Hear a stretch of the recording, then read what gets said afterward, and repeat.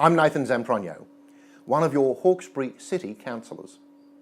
Soon we will be celebrating Australia Day, and I wanted to spend a moment to reflect on why it truly is a day to celebrate what it is to be an Australian.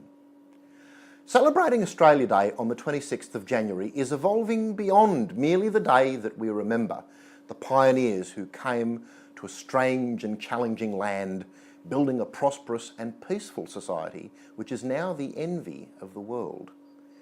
Now, while it's true that these pioneers were mostly British, we now also inclusively recognise Australia's migration success story and our land's original Aboriginal inhabitants. Take me, of mixed descent. British settlers and Third Fleet convicts on one side, Italian migrants on the other. They all came to a young nation seeking a better life, and they found it. What they created is a nation with an uncanny ability to punch above its weight. And how delightful that our national DNA valorises the idea of a fair go, or that we should cheer for an underdog. How heartening that our patriotism rarely descends into jingoism, and that our national sensibility is grounded by a laconic wit, an ability to laugh at ourselves, and an ability to prick the egos of the self-important. We deserve to be proud that Australians are a people who will always come to the aid of a friend. Australian soldiers, sea and airmen, have laid it on the line to protect freedom and decency in the crucible of war, and we have paid with our dearest blood. We should be proud that our military prowess has not led us to glory in conquest, but instead in the four Anzac virtues of courage, endurance, mateship and sacrifice. On Australia Day, we traditionally hold citizenship ceremonies to welcome our new Australians. I'm so pleased that Hawkesbury Council is pulling out all the stops this year to hold our biggest Australia Day celebration ever down at Governor Phillip Park in Windsor. This is an important gesture of support for January 26th as our National Day. I hope that you'll join us. Our message to these new Australians is this: if you work hard, respect our values, speak our language, and value your Aussiness over all other national, cultural and religious identities, we will welcome you with open arms. The new Australian is as much an Australian as the First Fleet descendant or the Aboriginal whose connection with the land covers millennia. When my Italian grandfather, Lorenzo Zamprogno, migrated from northern Italy at the cusp of the war, he understood that it was equally important to be both proud of where you came from and where you are. And that's why he founded the Marconi Club in 1958 over at Bosley Park as an Australian-Italian friendship club. The club that he helped found is now a $100 million sport and entertainment powerhouse. There can be no doubt that when we choose carefully, people from other parts of the world greatly enrich the Australian experience.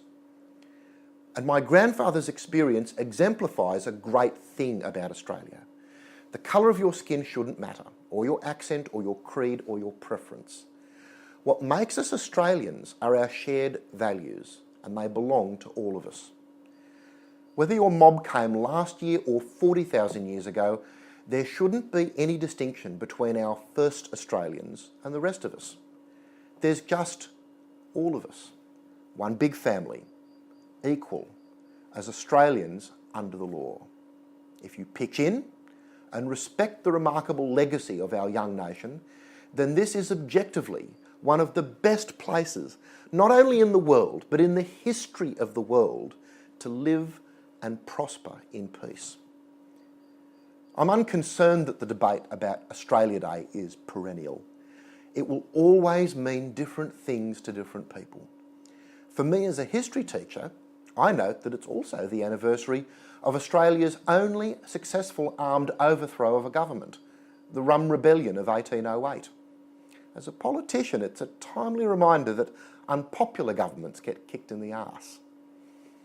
Celebrating Australia Day does not imply that our nation or any nation is without its faults.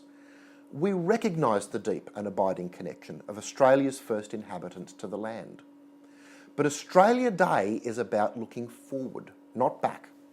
And as we conduct any debate, it's worth remembering that one of the things that we're celebrating is that one of our aspirations is to treat all people with equality and dignity. It's not a day to wallow in recriminations, cast accusations, or judge our forebears by the different standards of today. Australia is a youthful, peaceful, democratic, pluralist, secular, lawful, compassionate, innovative, and good-humoured country. That's something genuinely worth celebrating. And on January 26th, I will be giving thanks that I live in such a country. Hi again. I'm doing these video pieces in an effort to try something new and innovative in the way that your local council engages with you. I hope that you think that this kind of thing should be supported, and if you do, here's something that you can do. The first thing that you can do is subscribe. You can subscribe to this as a YouTube channel, you can subscribe to it as a video or audio podcast, and have episodes automatically delivered to the device of your choice, such as your smartphone. You can subscribe to my Councillor Zamprogno Facebook page, you can subscribe to the Hawkesbury Liberal Team Facebook page, or you can subscribe for email updates. The links to do this are either below if you're on the YouTube page, or here at the Councillor Zamprogno website at councillorzamprogno.info. And the second thing you can do is share this, comment, sink the boot in, tell a friend, give a damn. This is your Hawkesbury. Thanks for watching.